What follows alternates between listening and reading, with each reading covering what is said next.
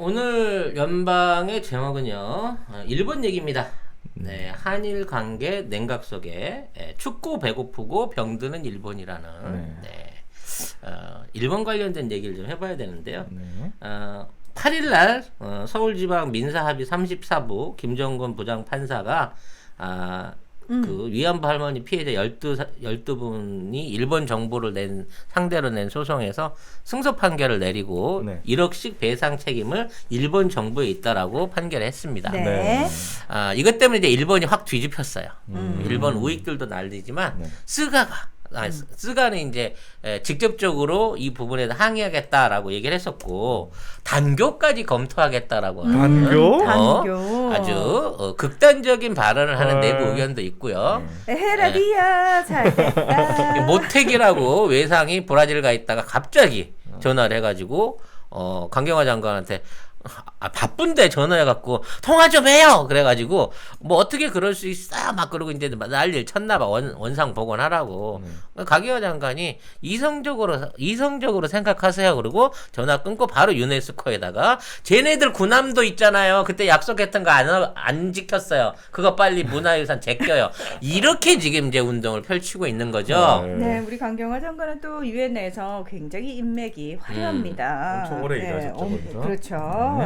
유엔에 이제. 그래서 이제 많은 분들이 그럼 일본 정부가 그 1억씩 12억을 토해내네요. 그런데 요거는 그 우리나라의 내국 판정이기 때문에 일본에 직접적인 영향력을 미치지 않습니다. 이걸 받아내려면 이걸 국제사법재판소로 또 끌고 가야 돼요. 그렇죠. 근데 일본은 그게 싫은 거야.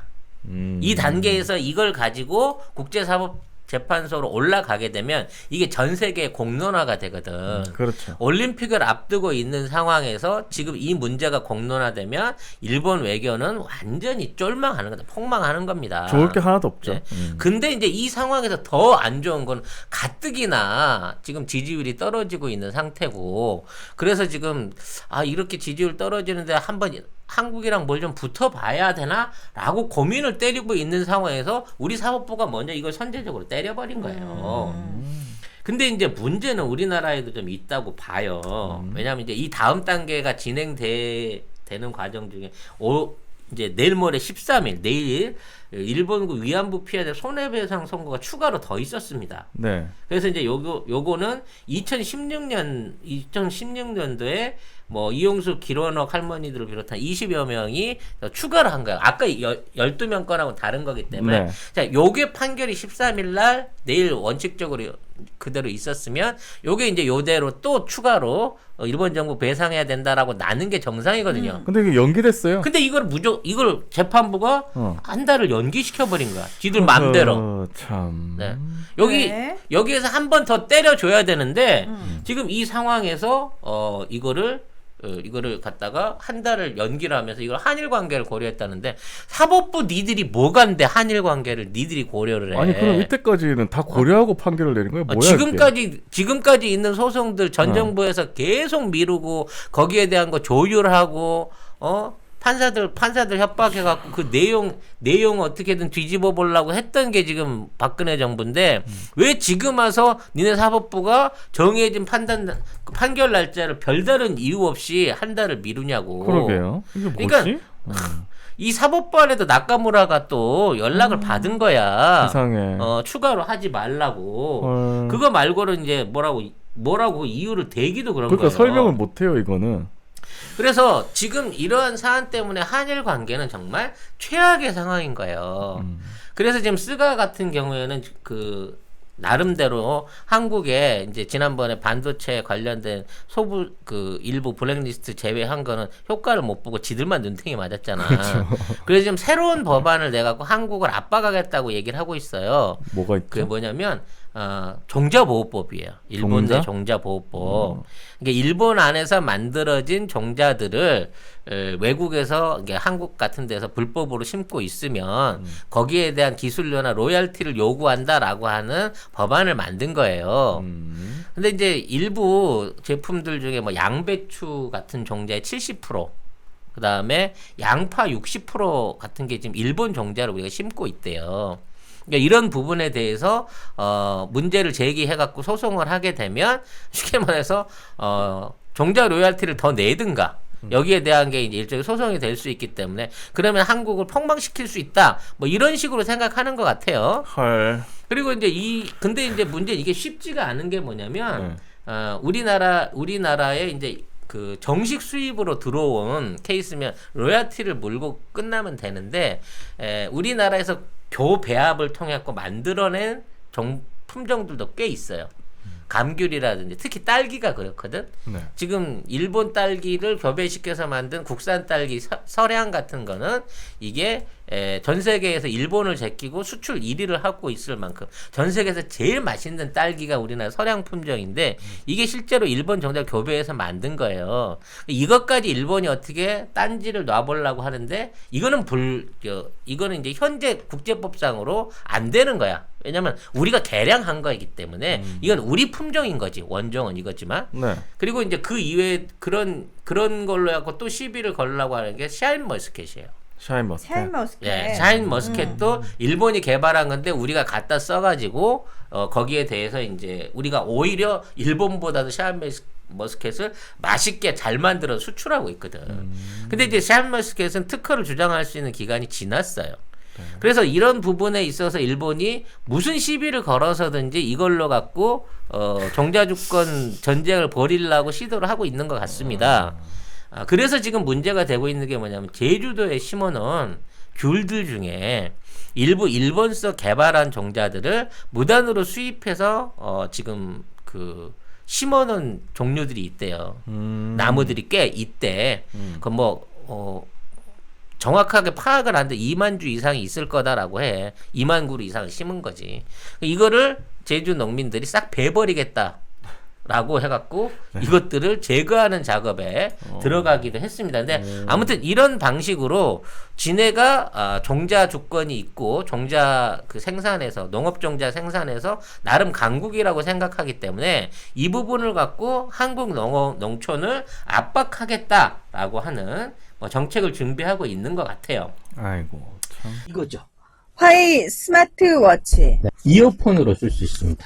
전화도 되고 음악도 들을 수 있는데 굉장히 음질이 깨끗하고요. 폰하고 150m 떨어져도 정상적으로 유지가 되는 요렇게 옆을 뚝 누르니까 요게 이렇게 뿅 하고 빠지거든요. 그러니까 요게 지금 이어폰인 거예요.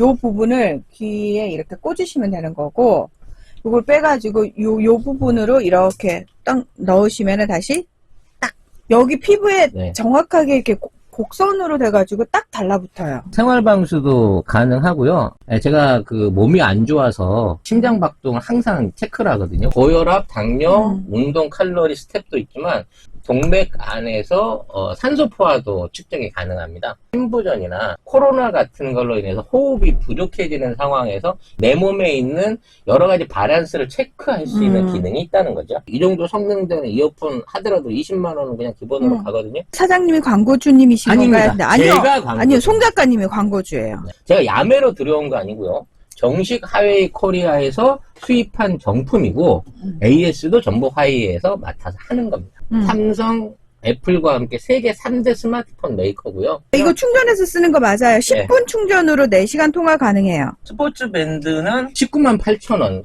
가죽 밴드는 비싸 24만 2천 원. 앞으로 이 스마트 밴드를 구입하시면 모모토몰에서 이거를 원 플러스 대박. 드립니다. 네. 차량 충전기를 같이 보낸 거야. 53,000원짜리 모델 네. 이 두 종입니다. 색상 다 랜덤으로 가는데요. 이 정도 되면 10% 내드리던 그 파켓몰에서 혜택보다 훨씬 큰 혜택입니다. 모모토 몰에서 화웨이 스마트워치를 검색하시면 되는데 전 세계 최저가입니다. 저희가 파는 게. 아. 모모토몰에서 성공하기 위해서 제가 이것까지 받아냈습니다, 여러분. 네. 아, 진짜. 이러면 진짜 사주실 거죠? 이건- 네. 구매하세요. 네. 구매해주시고 인증샷 올리면 송 작가의 선물 화장품 3종 세트 갑니다, 여러분. 자, 근데 문제는 일본의 상황이 이게 만만치가 않다는 거예요. 지금 여러 가지 군데에서. 일단 코로나가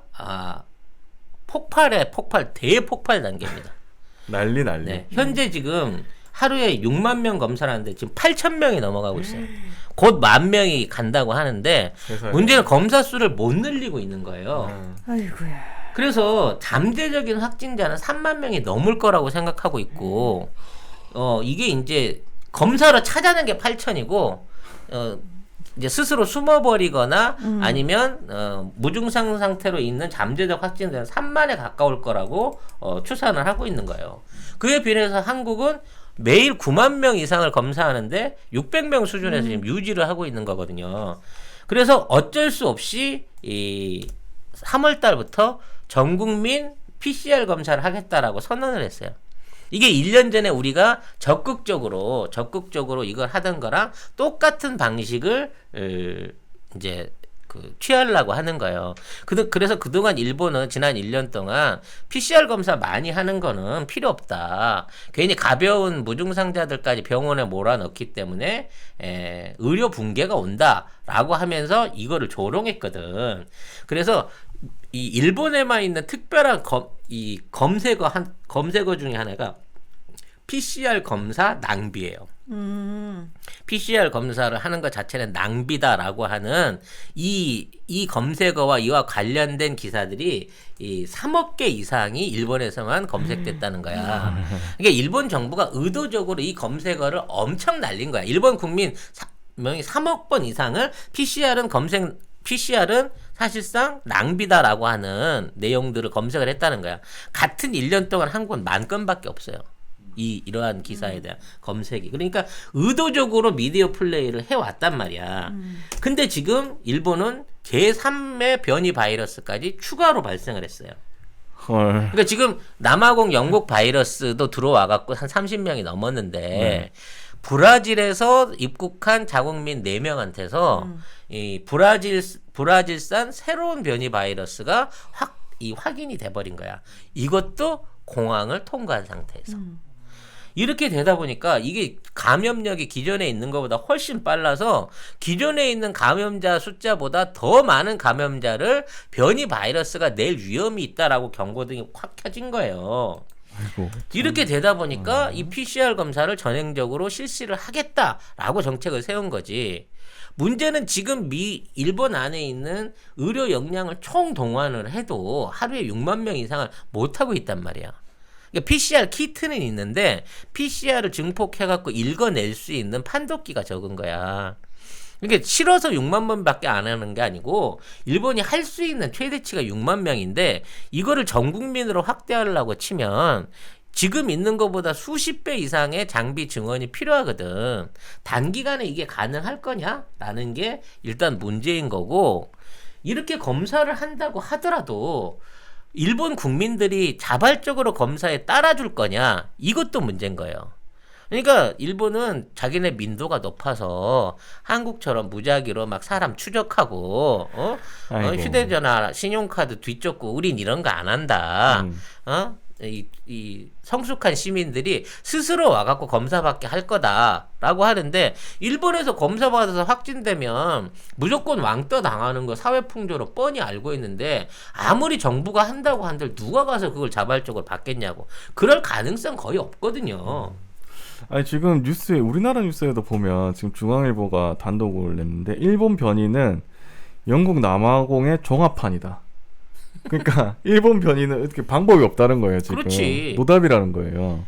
근데 일단 지금 긴급 사태를 해놓고 있지만 일본인들 의식이 전혀 이거를 위기로 느끼질 않아. 그 미디어가 너무 마사지를 오래 했나 봐. 긴급 사태도 더 지금 늘어날 거라고 지금 얘기하고 있어요. 지금 이 사람들 모이지 말라고 5인 이상 식사하지 말고 경기장에도 5,000명 이상 들어가지 말라는데 1월 1일 날 새해에 지네들끼리 행사한다고 시청에서 체육관 같은 걸 빌려갖고 성인식을 했어요. 이게 뭐냐면 일본 애들이 나이 20살 되면 여자애들이랑 남자애들이 양복이랑 기모노 빼입고 만나가지고 이거 뭐 축하하는 뭐 전통적인 일본 행사들이 있거든요.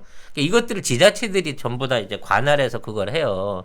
근데 이 코로나 와중에도 이러한 행사들을 진행을 했다는 거야, 일본 지자체들이. 아이고 참. 지금 코로나가 집중 확산되고 있는 건 도쿄예요. 도쿄 지역이었어요. 근데 이 도쿄 지역은 고이케 여사께서 한 3개월 동안 아무런 대책 안 세우고 그냥 맘 놓고 방치하신데 그 역할이 컸는데 지금 오사카, 효고현, 교토, 나고야 같은 데서도 확진자가 1000명대를 넘어서기 시작했어요. 근데 얘네들이 얼마나 대단한 놈들인 줄 알아? 1000명대까지는 위험하지만 900명대는 안전하다는 주의야. 그게 무슨 말이야? 그러니까 사람이 1000명이 넘어서면 우리가 위험 지수에 가는데 900명대이기 때문에 아직은 괜찮아요라고 버티고 있다가 지금 이 나머지 지역에까지 전부 다 긴급 사태 확대를 해야 된다라는 논의가 나오고 있는 중이란 지금 나오고 말이야. 있대요. 예. 근데 일본 정부에서는 이걸 해주기가 어려운 거야.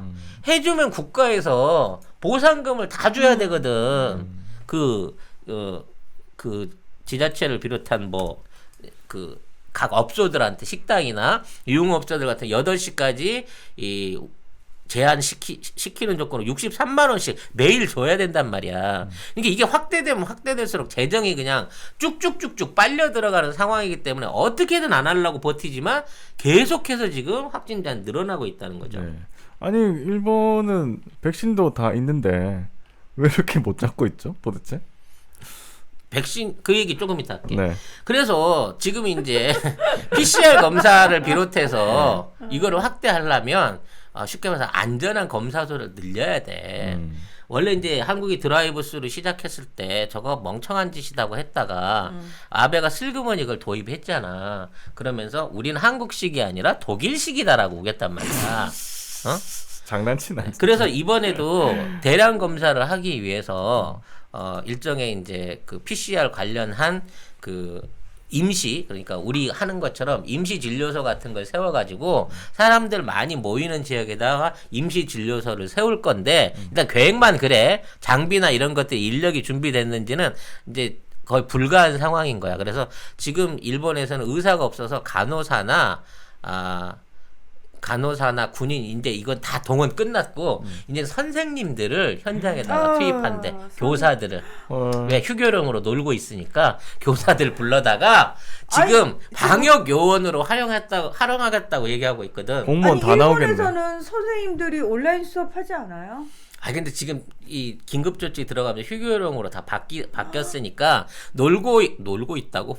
이 선생님들을 불려다가 여기다 지금 투입을 한대. 세상에. 말 잘 듣는 애들을 시켜야 될 거 아니야. 그래서 이제 우리 워킹수를 하듯이 아니면 임시 진료소를 이제 만들어서 진행을 하겠다고 하는 거지. 그러면서 우리는 한국 대책이 아니다. 우리는 대만식이다라고 또 우기고 있는 거야. 중국은 다 지들 거라고 우리 거는 다 지들 거라 그러는데 얘네들은 다 우리나라 거를 베껴 쓰면서도 아니라는 거야. 참. 그러면서 정신승리 오지다. 그러면 기분이 좀 좋나? 그러니까 덜 쪽팔린 거지. 그래서 대만에서는 임시 진료소나 PCR 검사를 한 적이 없는데 우리 방식은 대만 방역 방식이다라고 하면서 3월 달부터 이걸 시도를 하겠대요. 그러면서 백신을 땡겨서 2월부터 조기 접종을 하겠다는 거야. 근데 지금 1월 중순이잖아요. 백신을 조기 접종하려고 하면 백신을 맞으라고 통지서를 보내야 된대. 네. 우편으로 전 국민한테 전달되는 데만 한 달이 걸린대. 그러니까 백신 맞으세요 하고 쿠폰 전달하는데 한 달이야. 그러고 난 다음에 백신 접종을 할 수 있는 지역으로 등록을 받아야 돼요. 순서가 있으니까 그 위치에 따라서 이거를 받아야 된단 말이지. 근데 문제는 얘네들이 이제 화이자 백신을 먼저 접종을 할 거거든. 근데 현재 콜드체인, 그러니까 화이자 백신을 유통할 수 있는 냉동고가 딱 10,000개밖에 없다는 거야, 재고가. 그러니까 아무리 동시 접종을 한다고 하더라도 안 되겠네. 10,000군데에서 할 수 있는 거지. 자, 이 10,000군데에서 접종을 하기 위해서 이제 냉동된 백신을 냉동실에다 옮겼어. 그러면 이건 5일 안에 접종을 끝내야 돼. 이게 이제 유통기한이 5일인 거예요. 그렇죠. 냉동 70도에도 풀리면.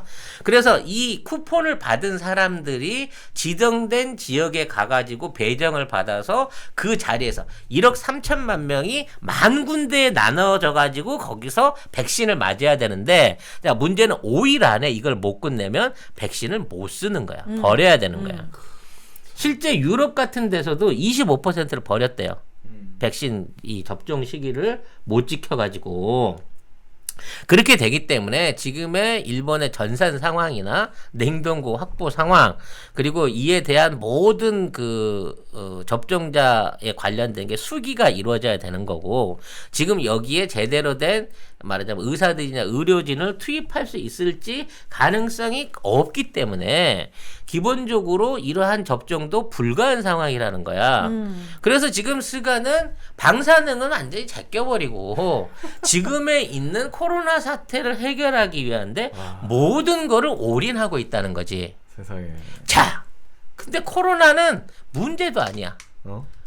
이 코로나는 당면한 문제도 아니야, 지금 일본에는. 더 큰 게 있어요 지금? 더 큰 문제는 지금 일본에 몰아치고 있는 기록적인 한파와 폭설인 거지. 그게 이게 지금 동남아 전체의 상황인 거예요. 제가 이 상황을 2달 전부터 제가 누누하게 여러분한테 예고드리지 않았겠습니까? 올해 겁나게 춥고 눈 엄청나게 온다고? 그 눈이 지금 다 일본에 가서 쏟아지고 있어가지고 지금 일본의 북서부 지역, 관서 지역이나 북서부 지역은 보통 누적 적설량이 1m에서 3m가 넘어요. 맞아. 그거 봤어. 창문 열었는데 그냥 눈이 다 덮고 있어서 거기다 이렇게 냉장고처럼 꽂아놨던데 캔 음료를. 열차가 플랫폼에 도착했는데 문을 여니까 눈이 막고 있어. 그래서 못 내려. 그 정도까지 엄청난 폭설이 쏟아지고 있기 때문에 이게 문제가 크네. 너무 무섭더라고요. 사실상 도로의 기능이 완전 마비 상태에 있는 상황인 거고요. 이건 뭐 치울 수도 없어요. 집 밖을 나가야 치우죠. 그리고 진짜 큰일 났네. 날씨가 영하 10도, 20도를 유지하고 있으면 녹지도 않아. 아우, 그게 더 무서워. 근데 우리나라하고는 또 틀린 게 뭐냐면 태풍이 거의 30km 가까운 초속 30m 가까운 태풍이 불어요. 그러니까 아니 겨울인데도 태풍이 불어. 그러니까 이게 얘기했잖아 그때. 고기압하고 저기압하고 온도 차이, 기압 차이가 너무 크니까 이게 바람이 슬슬 흘러오는 게 아니라 그냥 태풍처럼 날아가는 거야. 어. 그래서 이 어느 정도나 환풍기가 있잖아. 환풍기를 끄면 이게 안 돌아가잖아. 너무 바람이 세니까 바람이 환풍기를 밀고 들어오는 거야. 그래갖고 집 안으로 눈보라가 환풍기를 통해서 몰아쳐갖고 환풍기를 막질 않으면 집안이 눈밭이 돼버릴 정도인 거지. 게다가 일본은 집을 이상하게 튼튼하게 안 짓잖아요. 튼튼하게 못 짓지. 내진 설비라면 존나게 비싸니까. 지금 뉴스 보니까 일본에 폭설이 내려서 난리 났어. 322cm, 그러니까 3m 넘는 폭설도 왔고 도야마는 적설량이 1m 22. 적게 온 데가 1m고 많이 온 데는 3m가 넘는 거예요. 와. 근데 날이 너무너무 추운 거지. 그래서 세상에. 지금 이제 대만 같은 경우에도 6, 7일 이후에 한파 때문에 120명 이상이 이 저체온증으로 사망했대요. 근데 120명은 이 숫자도 아닌 게 일본은 비공식적으로 겨울에 얼어 죽는 숫자가 2만 명이래요, 평균. 그러니까 집안이 전혀 난방이 안 돼. 너무 추워. 왜냐면 일단 지진 때문에 단단한 구조로 콘크리트나 이런 구조물을 안 짓고 대부분 목조 주택들을 많이 쳐요. 맞아요. 그리고 집합 건물이나 고층 건물 같은 경우는 내진 설비나 건축비가 너무 많이 올라가기 때문에 건축비를 최대한 줄이기 위해서 벽을 얇게 해. 그리고 지금도 전체 신축 건물의 70% 이상이 옛날 우리 70년대 쓴 알루미늄 샤시 호창을 맞아요. 쓴다는 거야. 맞아. 아이고야. 그러니까 왜 호창을 씁니까? 이중창 쓰면 너무 비싸게 들어요, 건축비가. 그리고 다른 집들도 다 30년대 호창 쓰잖아요. 그냥 당신도 불만 없이 써요, 이거야. 그러니까 자기 집을 짓는 사람들도 말하자면 돈이 없어서 그렇게 짓는 거지만 임대용 주택을 짓는 경우에는 무조건 그 가격을 건축비를 땅값이 비싸니까 건축비를 떨어뜨리기 위해서 호벽에다가 샤시창을 때려 놓으니까 사실상 오히려 집 밖이 집안보다 더 따뜻하다고 할 정도로 완전히 집안이 냉골인 거죠. 세상에. 어떻게 살아? 근데 지금 이 한파가 북경이나 중국 내부 북부에서 영하 45도, 대만이 20도, 우리도 20도, 일본도 15도, 18도거든. 근데 이런 느낌이지. 우리는 겨울 돼서 추워봤기 때문에 그냥 추운가 보다 이렇게 생각을 하면 어떻게든 견뎌요. 네. 근데 얘네들은 정말 몇십 년 만에, 한 40년, 30년 만에 오는 어떤 젊은 애들은 평생 처음 느껴보는 추위와 한파인 거야. 그렇죠. 오죽하면 동경에 눈이 온다니까 지금. 그리고 내가 얘기했잖아. 저 남쪽에 있는 오키나와에도 이제 눈이 오기 시작하는 거예요. 그러니까 이 한냉전선이 일본을 완전히 감싸고 지금 완전히 냉동고를 만들어 놓고 있는 거거든. 문제는 뭐냐? 이 상황에서 애들이 난방을 할 수 있는 방법이 전기밖에 없어요. 전기밖에 없기 때문에 풀로 전기를 쓰다 보니까 전력 사용률이 95, 94, 99까지 가는 거야. 그러니까 발전소에서 전기를 만들어내는 족족 전기를 계속 쓰고 있는 상황이라서 계속 전전이 반복적으로 일어나고 있는 거야. 이쪽 모자라면 이쪽 꺼지고 이쪽 모자라면 저쪽 꺼지고. 근데 이 상황을 줄이기 위해서 일본 정부가 할 수 있는 건 뭐냐? 춥더라도 좀 덜 키라고. 전기 아끼라고. 전기를 아끼라는 얘기밖에는 해줄 수가 없는 상황인 거예요. 말이야 빵구야. 아이고 참. 이 상황에서 한국이 지금 딱 한 가지, 만일에 단교 조치 일어난다 그러면 딱 한 가지만 하면 일본 사람들 한 200만 명은 그냥 죽여버릴 수 있어. 뭔 줄 알아? 뭐예요? 일본은 지금 아까 전기를 못 쓰는 집들도 많아요. 그런 집들은 뭘 쓰는 줄 알아? 등유를 써.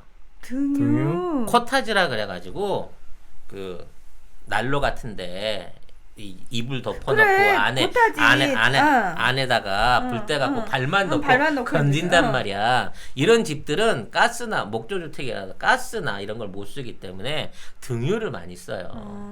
근데 지금 일본에서 쓰고 있는 경우에 50%, 등유의 70%가 한국산입니다. 그러니까 지금 우리나라가 일본보다 인구는 적지만 일본보다 더 많은 양의 석유 정제를 해요. 그래서 이렇게 만들어진 경유하고 등유를 일본에 수출함으로 인해 갖고 얘네들이 겨우 겨울나기를 하고 있거든. 아이고. 지금 니들이 뭐 단교 조치?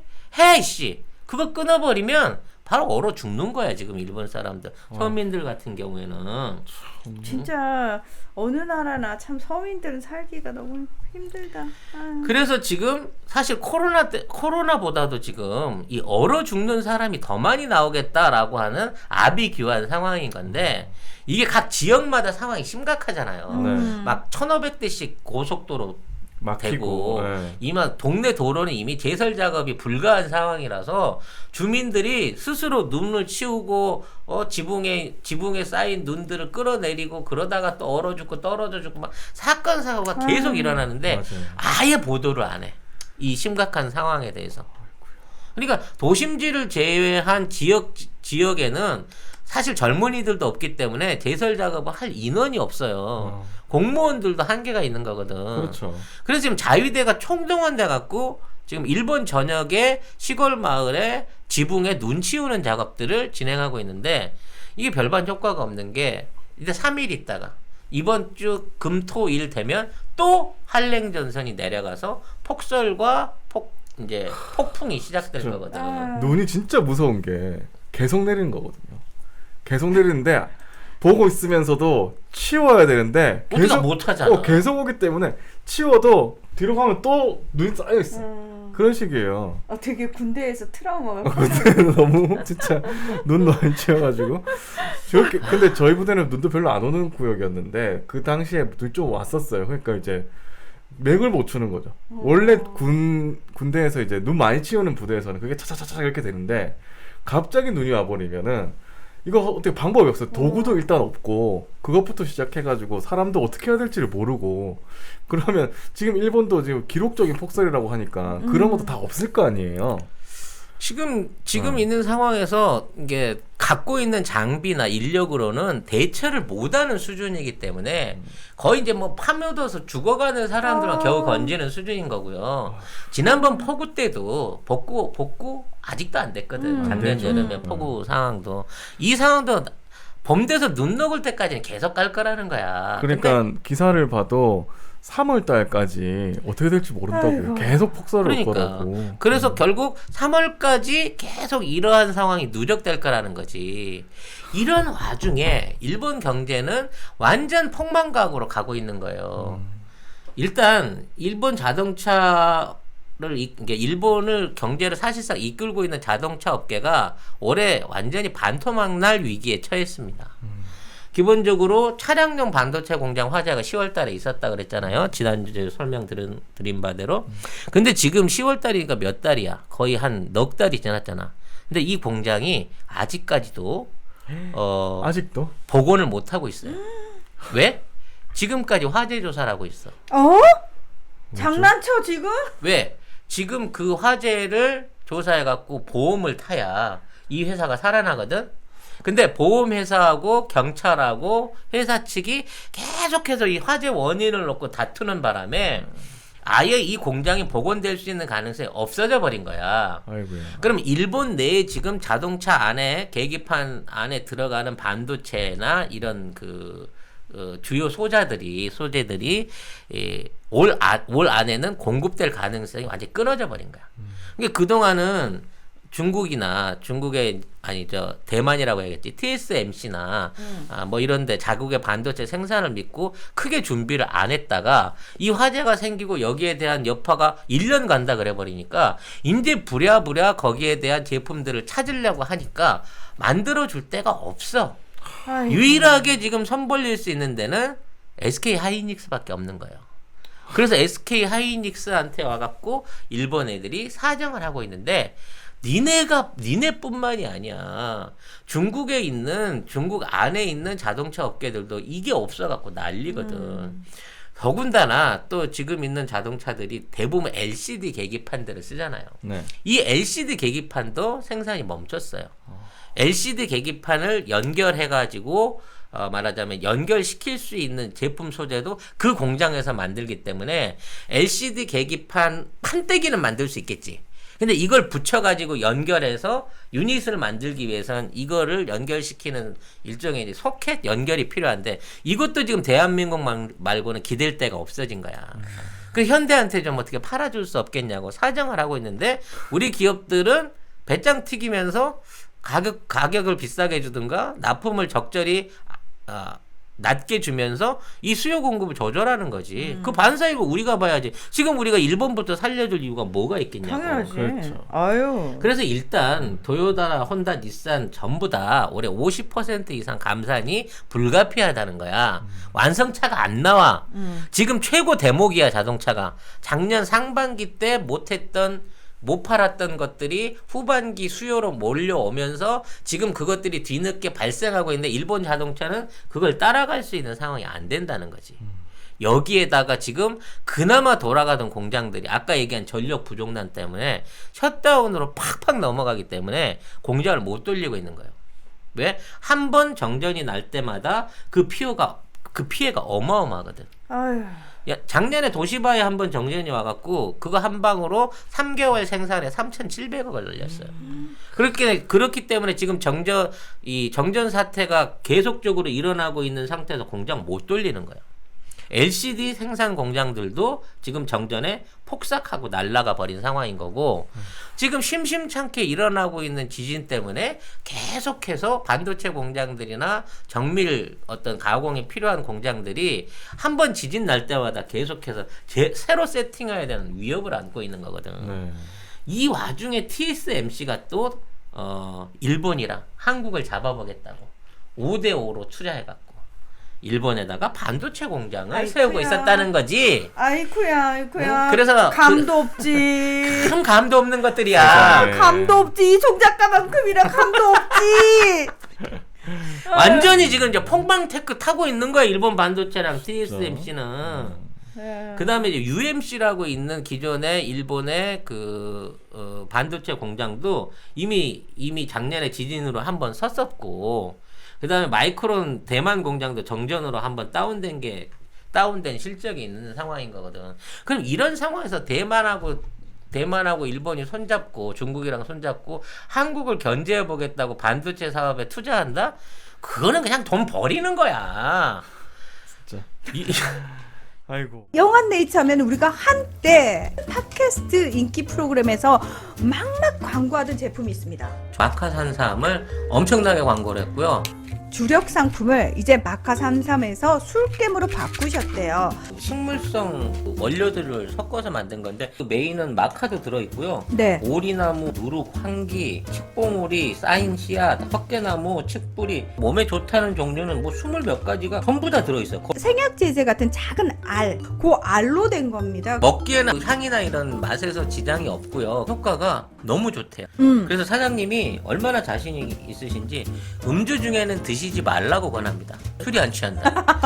다음이나 네이버에서 영한네이처를 치시면 바로 홈페이지랑 연결되고요. 한 박스 5개 들어있는 게 16,500원입니다. 두 박스가 33,000원. 네. 그리고 세 박스가 49,500원. 요때부터는 무료 배송입니다. 견디셔, 야망 808 요런 것들은 가격 세요.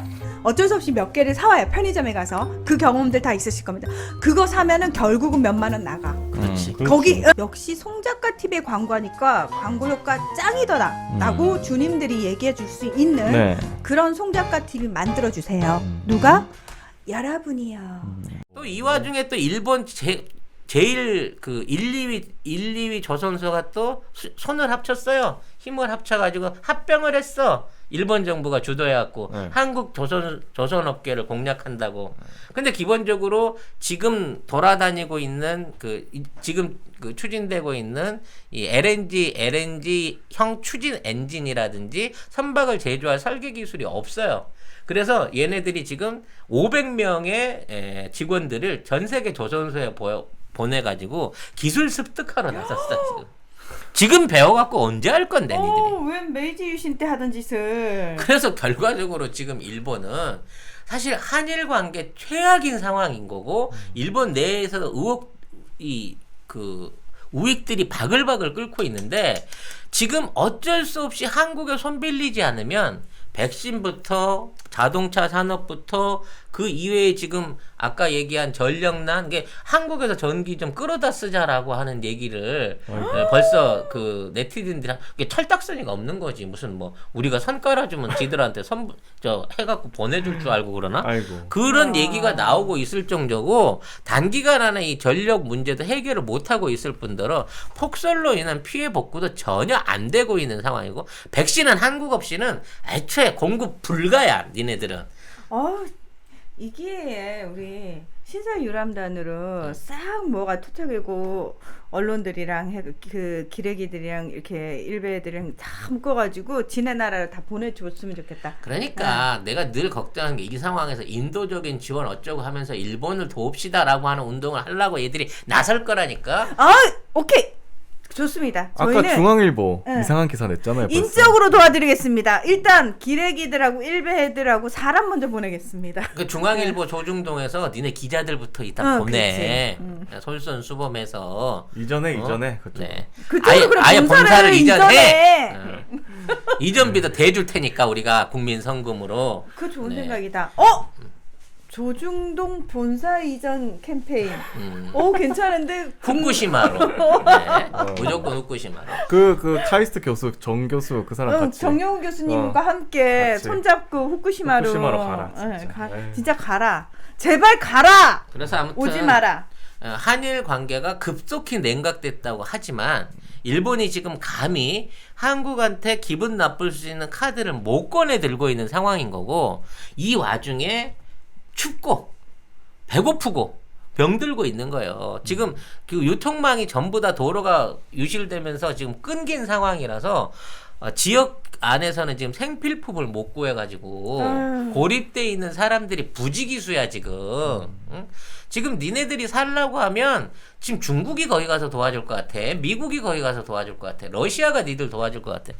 우리밖에 손 벌릴 데가 없는데 어디 여기서 니들이 감히 혐한을 주장하고 지금 한국을 상대로 전쟁을 해보겠다고 대가리를 들고 빠득빠득 개기느냔 말이야. 정신을 못 차렸어. 정말 이럴 때 우리 조상들의 말이 틀린 게 없어요. 머리의 검은 짐승 거두는 거 아니다. 우리 한번 걷어봤잖아. 그 새끼들 머리 여기다 밀어. 아니 그거 그거 그 외놈 새끼들은 여기다 밀어요. 뭐 그런 얘기를 하세요. 뭐야 그게. 아무튼 저는 진짜 여기 댓글에도 많이 나오죠. 일본의 업보가 참 두텁다라는 생각이 들고 본인이 지은 업은 본인이 결자 해지 차원에서 받아야 되는 거고요. 옆에서 어떻게 도와줄 수 있는 부분도 없고요. 저는 이참에 그냥 굳이 도와준다면 그들과 같은 업보를 짓고 있는 우리 한국 내 토착 외구들을 함께 싹 쓸어서 함께 업보 받으라고 보내드리고 아니 싶다라는 그리고 거. 일본은 사과할 기회가 굉장히 많았어요. 안 해. 근데 안 하잖아. 사과를 해놓고도 아니라고 그러고 그러니까. 계속 반복하고 번복하고 그렇게 해왔잖아요. 뭐 결과적으로 이러한 내용들은 일본인들 자체도 사실은 모르고 있어요. 도심지에서는 코로나 때문에 고민인 거고 산골에서는 눈 때문에 고민인 거고 정전된 지역에서는 전기 없어서 고민인 거거든. 근데 이걸 진짜 우리가 미국도 그렇고 우리나라도 그렇고 언론을 통해서 우리가 정말 뼈저리게 느꼈잖아. 언론이 보도를 안 하면 사람들 모른다니까. 진짜로 모른다니까. 진짜 모른다니까. 우리가 지금 제주나 뭐 부산 지역에 뭐 폭설이 나고 뭐 방사능이 유출되고 뭐 이런 위험한 사안이 생겨도요. 언론이 전달하지 않으면 특히 일본 같은 폐쇄적인 어떤 언론 환경을 가지고 있는 데서는 도저히 알 방법이 없어요. 그렇기 때문에 우리가 언론을 바로 세우는 게 필요한 거고 그 대한 언론 역할을 할 수 있는 방송들이 필요한 거고 이런 것들을 찾아볼 수 있는 여러분들의 센스가 필요한 겁니다.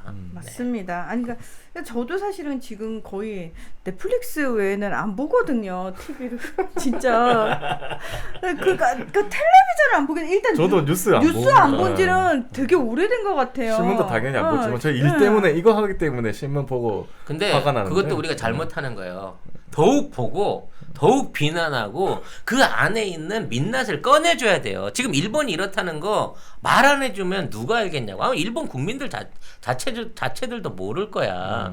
지금 월성 원자력 문제를 비롯해갖고 아유. 수면 아래로 지금 가라앉히려고 손대지 않는 언론 부분 여러 가지 우리나라의 잘못된 문제들을 긁어서 다시 끌어올려야 된다고요. 지금 윤 춘장이 왜 조용합니까? 옵티머스 관련해서 지금 이낙연 대표 동생하고 뭐 이렇게 엮여져 나가는 과정 중에 연결고리가 드러난다라는 얘기들이 나온 이후로는 아예 언론에 등장을 안 하잖아요. 그렇게 난리를 치면서 그러니까.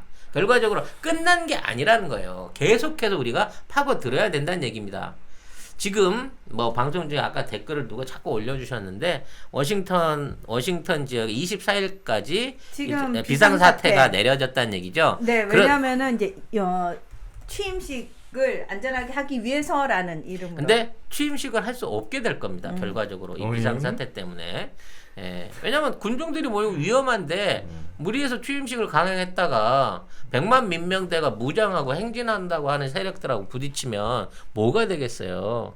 그만큼 지금 미국은 굉장히 위험한 상황으로 진행이 되고 있는 과정이라는 겁니다. 근데 이거를 음모론이다, 그럴 리가 없다, 상식적이지 않다라고 얘기해서는 안 된다는 거예요. 일본이 지금 이렇게까지 망가지고 있는 게 상식적입니까? 이게 정말 우연의 일시일까요?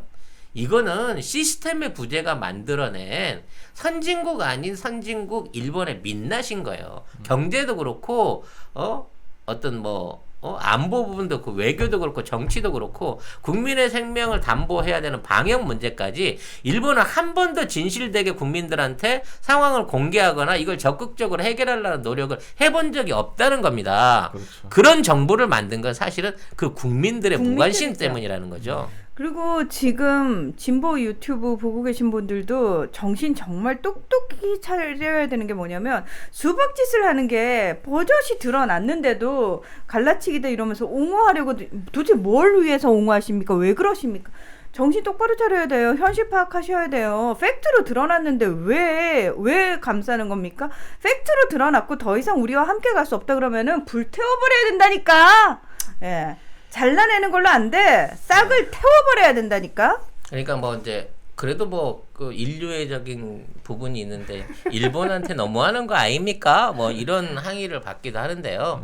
그들이 우리한테 저질렀던 만행은 그건 그거는 인간이 할 수 없는 만행이었고 그렇죠. 우리 대한민국 사람들이 그만한 어떤 수모와 치욕과 고통을 당해본 역사가 없었어요. 근데 그 부분에 대한 사과를 하지 않고 이걸 부정하고 오히려 그 시절을 다시 복원시키려고 하는 그러니까. 비열한 음모를 하고 있는 국가가 일본입니다. 사과를 해도 지금 모자랄 판에. 반성하고 그 부분에 대해서 다시 재발 방지를 약속하고 거기에 대해서 협조를 구해서 바짝 엎드려서 구해도 니들을 살려줄까 말까한 힘과 권한과 거의 유일한 능력이 대한민국인데 지금도 우리한테 어떻게든 남북 관계를 해치고 대한민국을 모함하고 이간질하고 해롭게 하기 위해서 저지랄을 하고 있는 거고 거기에 같이 준동하고 있는 게 우리 토의 언론들이라는 거죠.